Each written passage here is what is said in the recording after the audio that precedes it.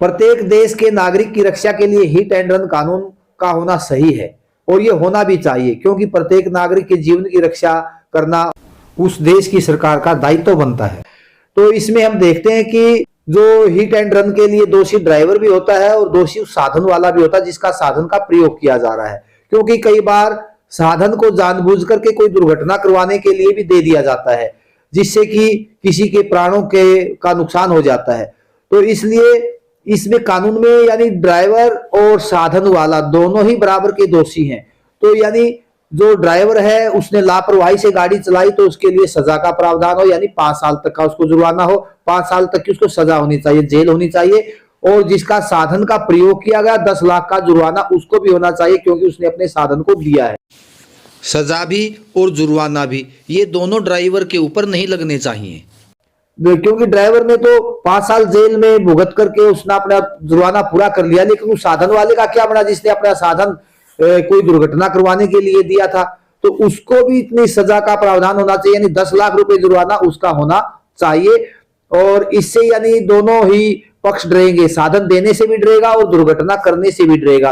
तो इस प्रकार से हिट एंड रन कानून जो है जरूरी है, और देश यदि ये कानून लागू होगा तो इससे देश के नागरिकों की जीवन की रक्षा होगी और ये बहुत ही अच्छा कानून है। लेकिन इसमें सजा का प्रावधान 7 साल न होकर के 5 साल कर दिया जाए, और जो जुर्माने का प्रावधान है वो साधन वाले के ऊपर डाल दिया जाए, यानी जिसका साधन है, ट्रक है या कोई गाड़ी है, व्हीकल है, तो उसके ऊपर वो डाल दिया जाए। इस प्रकार से यदि हम निष्पक्ष होकर के इस कानून को लागू करवाएंगे तो इससे प्रत्येक देश की नागरिक की रक्षा होगी और सभी रोड के ऊपर बड़े जिम्मेवारी के साथ साधन की ड्राइविंग करेंगे और प्रत्येक नागरिक की रक्षा जो है रोड के ऊपर हो सकेगी। तो इस प्रकार से होना चाहिए। जुर्माना राशि से जिसके साथ दुर्घटना हुई उसकी क्षतिपूर्ति की जा सकती है।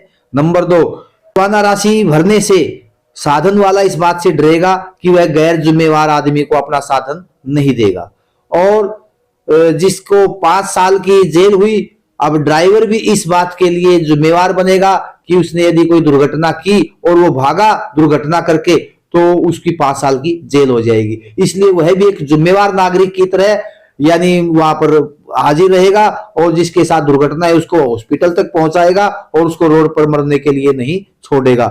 इसी प्रकार से कुछ अन्य सुधार भी करके इस कानून को बहुत अच्छा बनाया जा सकता है। धन्यवाद।